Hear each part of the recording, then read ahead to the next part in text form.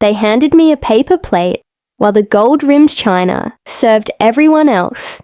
My own father gestured to the corner where the service staff sat and said, "There's a seat there, Sarah. It's the only place left." I nodded politely, took my place, and watched my father's entire network celebrate his success. What they didn't know was that I had already purchased it. Yes, purchased it. The business he spent decades building was now under my name, and he had no clue. I sat there, beside the people he never acknowledged, and orchestrated the most strategic takeover of my career. Sometimes the people who make you invisible give you the best perspective on how to build something extraordinary. If this story of transforming rejection into power resonates with you, subscribe to our channel and hit that notification bell. Tell us in the comments, are you watching from where you found your strength? Let's begin. The invitation arrived via email, generic and impersonal. Just a forwarded message saying, "Retirement celebration for David Mitchell. Join us as we honor his achievements."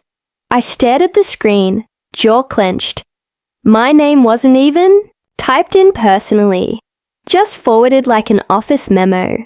Still, I came. I rearranged my international travel schedule, using my own money, because despite everything, I was still his child.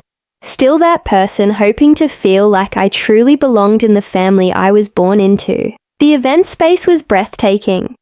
Wall to wall, windows facing the ocean, elaborate displays, constant applause. My mother moved through the crowd in a black dress, smiling tightly, never once looking toward the daughter entering from across the room. I stood there in my dark blazer and slacks, holding a wrapped box.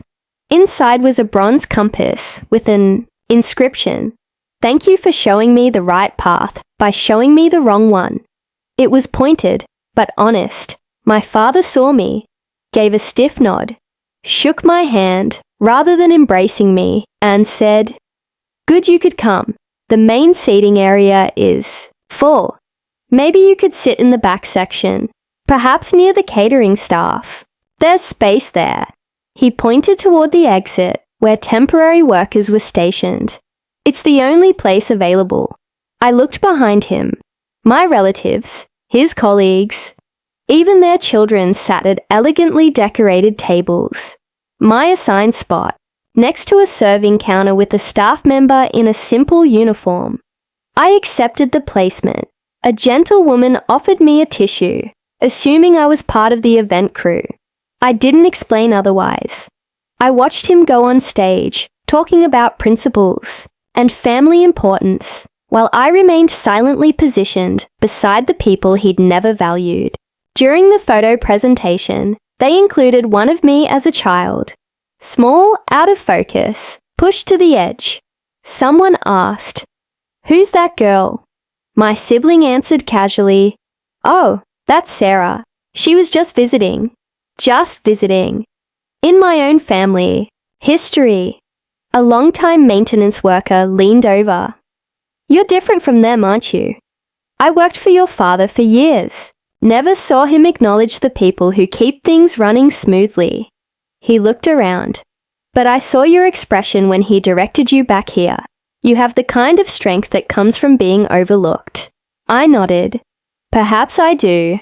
I exited quietly through the service area, not from hurt, but because my final strategy was already active. The purchase documents were already signed. My organization had acquired his, Mitchell Enterprises, through a confidential deal. He'd spent decades creating it. I secured it in months, and nobody knew. 3 days later, at the annual investor meeting, I arrived early in a navy suit. My badge read S. Reed, my company's name. As the presentation started, the CEO showed financial reports. Then my image appeared on the large screen.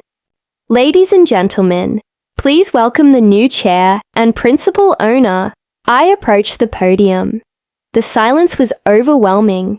My father rose, face pale. This is impossible.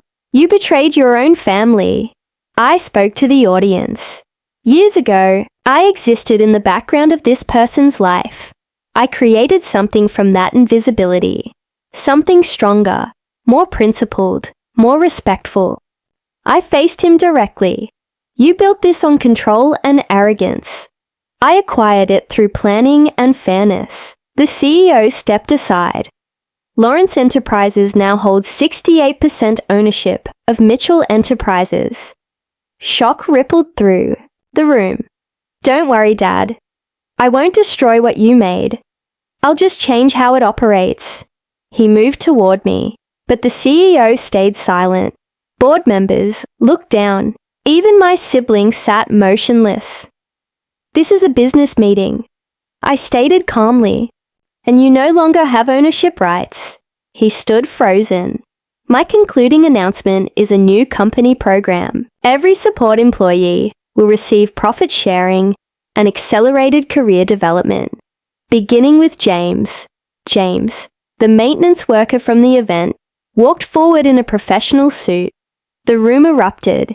He didn't approach me afterward. Sat like someone witnessing an unexpected collapse. The same person who once said my ambitions were unrealistic, that serious business wasn't suitable for someone too sensitive, had been professionally surpassed by the very person he minimized. I didn't wait for confrontation. The silence in that room said everything. Weeks later, my parents appeared at my apartment complex. My father in a jacket that once looked authoritative, now hanging loose on his hunched frame. I didn't go down. Instead, I texted, "You directed me to sit with the staff." So I did. Then I created my own leadership. Months passed. I never blocked them, but I never opened the door either. My sibling sent a message. Family matters most in the end. I replied, then maybe you should have treated me like family when it mattered. Years later, addressing a leadership conference, I looked out at emerging leaders, many women, many who had faced similar challenges. Sometimes the people who make you feel insignificant give you the clearest vision of necessary change. And if they won't offer you a place at the table, construct your own structure. In the front row, James sat with his child, proudly wearing university colors from our company-sponsored program. I was never the issue. I was the transformation, and now no one could disregard the strength I had developed.